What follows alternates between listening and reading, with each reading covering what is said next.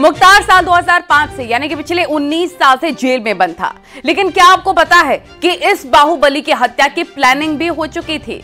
Mafia Mukhtar Ansari को साल 2015 में जेल से पेशी पर ले जाने के दौरान जान से मारने की साजिश रची गई थी, वो भी ऐसे वैसे नहीं बल्कि बम से उड़ाकर, और इस काम के लिए बिहार के गुंडे से संपर्क किया गया था। इसका नाम था लंबू शर्मा, जिसको 6 करोड़ रुपए की सुपारी दी गई।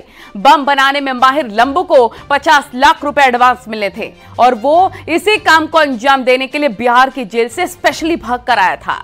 इसके बाद पेशी के दौरान मुख्तार अंसारी को बम से उड़ाने का प्लान बना था। मुख्तार की हत्या के लिए लंबू शर्मा का जेल से बाहर निकलना जरूरी था। इसके लिए उसने खतरनाक प्लान बनाया। आरा जेल से पेशी के लिए जब लंबू को कोर्ट में लाया गया तो उसे फरार कराने के लिए मानव बम का इस्तेमाल किया गया था। बम लेकर आई महिला नगीना देवी ने विस्फोट कर दिया, जिसमें सिपाही अमित कुमार शहीद हो गए और नगीना की भी मौत हो गई। बम के धमाके की वजह से 15 लोग जख्मी हो गए थे और इस बीच मची अफरा तफरी का फायदा उठाकर लंबू शर्मा फरार हो गया था।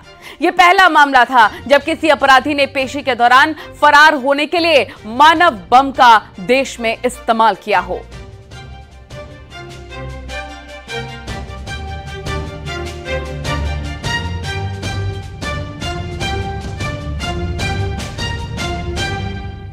दो 2015 में दिल्ली पुलिस ने एक खुलासा किया कि बिहार के भोजपुर जिले के पीरों से बाहुबली विधायक नरेंद्र कुमार पांडे ने 50 लाख रुपए की सुपारी दी थी मुख्तार अंसारी को टपकाने के लिए, और इसके लिए बाकायदा एक बड़ी साजिश भी रची गई।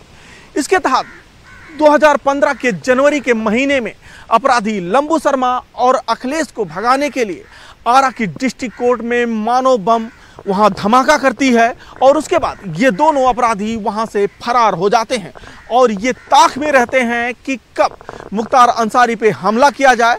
जिस तरीके से आरा के कोर्ट में मानव बम से धमाका कराया गया था, कुछ उसी तरीके से मुख्तार अंसारी की पेशी के दौरान लंबू शर्मा धमाका कराना चाहता था, जिससे कोर्ट में ही मुख्तार अंसारी की मौत हो सके। लेकिन दिल्ली पुलिस ने लंबू शर्मा को गिरफ्तार कर इस पूरे साजिश का भंडाफोड़ कर दिया, जिसके बाद मुख्तार अंसारी की जो सुरक्षा थी उसको और बढ़ा दी गई थी।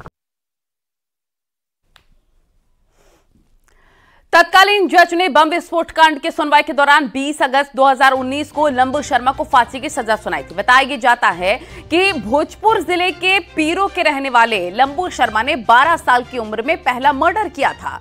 वहीं मुख्तार को तिहाड़ से ही ये ज्ञान भी मिला कि जब दबाव ज्यादा हो तो जेल सबसे मुफीद जगह होती है, बशर्ते अपनी शर्तों पर रहने की आजादी मिले। इसलिए मुख्तार ने कभी जेल से परहेज नहीं किया। अपनी जिंदगी का लंबा अरसा मुख्तार ने जेल में ही बिताया। वो साल 2005 से जेल में बंद था। गाजीपुर जेल उसका दूसरा घर बन गया था।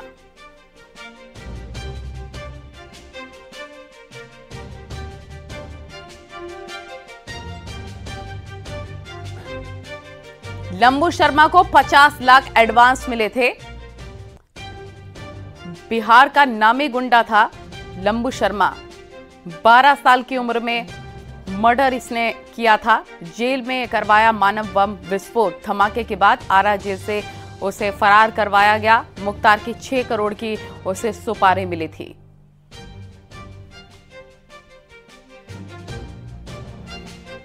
सक्सेना उसे 6 करोड़ रुपए की सुपारी दी गई थी और उसे कहा गया था कि अगर जान से मार दोगे तब उसके बाद 6 करोड़ रुपया दिए जाएंगे, और शुरुआती तौर में 50 लाख रुपए की जो एक एडवांस रकम है वो दी गई थी। और इस हत्याकांड को अंजाम देने के लिए भरत सक्सेना के द्वारा सच्चिदानंद उर्फ लंबू शर्मा को चुना गया था, जो एक बहुत ही शार्प शूटर माना जाता है।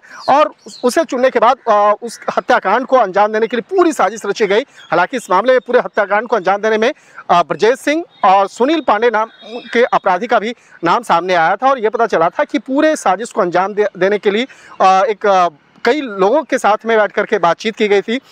लेकिन सच्चिदानंद उर्फ लंबू शर्मा इस हत्याकांड को अंजाम देता, उससे पहले ही इस मामले की जानकारी दिल्ली पुलिस के स्पेशल सेल को लगी। उसके बाद स्पेशल सेल की टीम ने इस हत्याकांड को अंजाम देने वाले अपराधियों के इर्द गिर्द पूरे ऑपरेशन की जो तैयारी की और उसके बाद आरोपी को पकड़ लिया गया था। हालांकि इस पूरे ऑपरेशन के दौरान में दिल्ली पुलिस का एक पुलिसकर्मी जो है वो उसकी मौत हो गई थी।